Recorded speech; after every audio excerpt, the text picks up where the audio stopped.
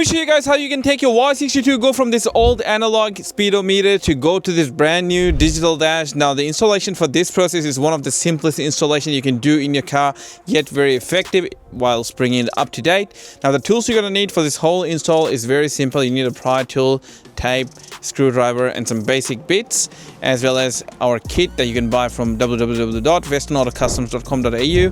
It's our new Towing Pro cluster. So without any further delay, let's get started into another episode of DIY Made Easy. Now this right here is a sync cable that comes in the kit, so it goes behind your original cluster when you're doing the new one in. The original cluster power goes behind our new cluster, and this will sync them up together. And before doing any of the install, this is what you will use to do any updates in the future if needed. So what I like to do is make it look nice and neat. Now in future, we're also adding the support for your left and the right camera to come up straight into the cluster. So say when you're driving, you put the left turn signal, the right turn signal on, it will pop up the camera view in your cluster so you can see the blind spot. In the meantime, we don't have that out yet. So keep an eye on our website for more information. Let's go ahead and tape the whole thing up, make it look a bit nicer and prettier. Same thing on the other side. Once you have taped up most part of it, make it look nice and pretty, let's get in the car and let me show you how you can take the other cluster out and mount this one in. So the first thing I like to do is to put the steering wheel all the way down and away from the actual cluster itself. So it gives you more room to remove the cluster. Then you want to pry out this plastic shroud. When you pry that out, it will literally release this button here from the back end. And there's going to be another clip behind here for the wiring for this button. So you want to remove all of that. Now, I like to use like a really stiff pry tool and make sure you don't scratch anything when going in. So how I like to remove the shroud is to go in from the bottom here. That's a big pressure point. You release that, then one on top.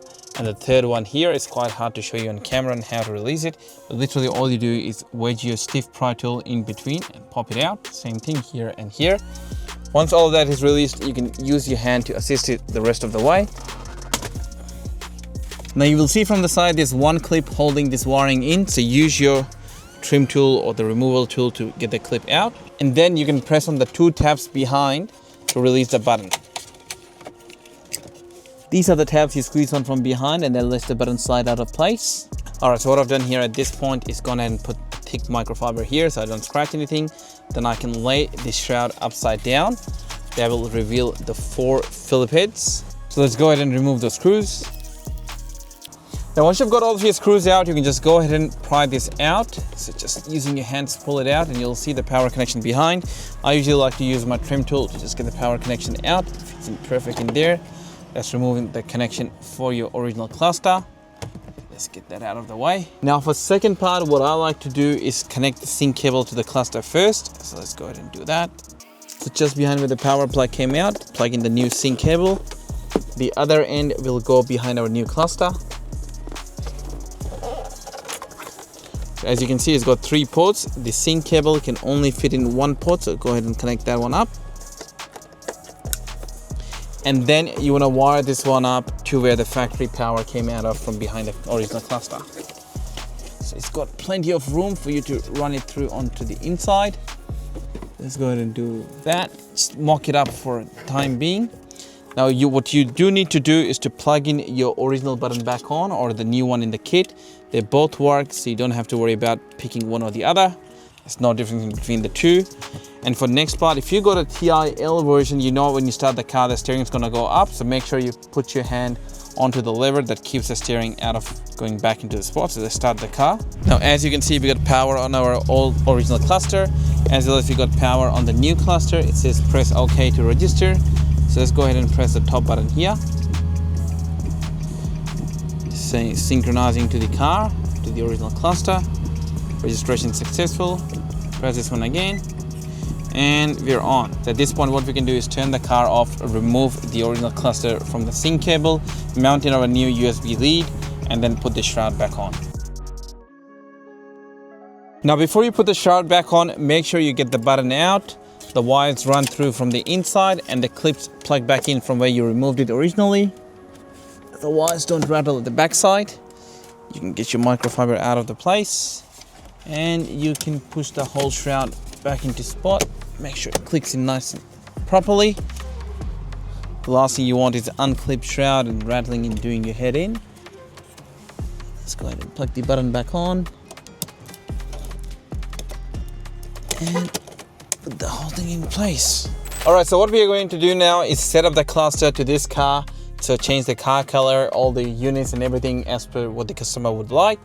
So let's just go ahead and start it up. As you can see, it's got all your live tire angle sensor and other stuff in here. Press and hold the top one. Oh, no, maybe press and hold the bottom one there. Gets you in. Okay, let's go through each setting first. So pressing the bottom one. We don't want, maybe it's better to change the units first. So distance in kilometers, volume in liters, temperature centigrade, and kilometers per hour. All right, that all looks nicer. So start again. So let's go speed limit. 120 km an hour is probably the highest legal speed you can go in Australia anyway. So press and hold OK, save it.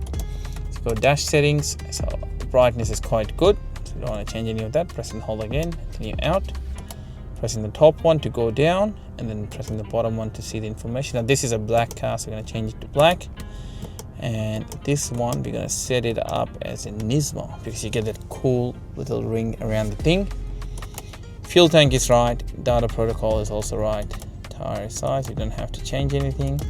Just make sure the doors have to be swapped. So let's go swap the door.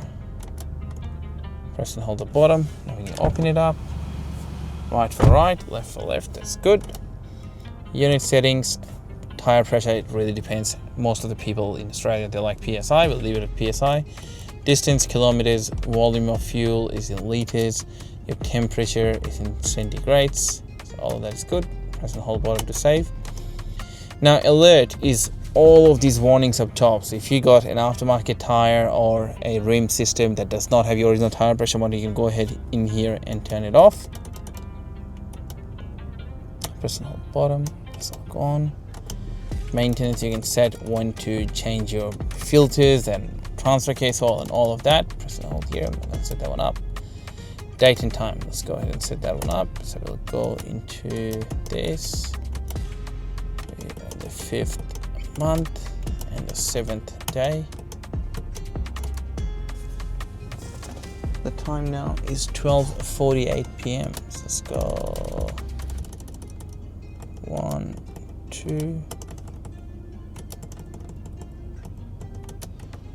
Press and hold. Time is set. Device and debug, you don't need to worry about that. Now press and hold the bottom one again, it will go out.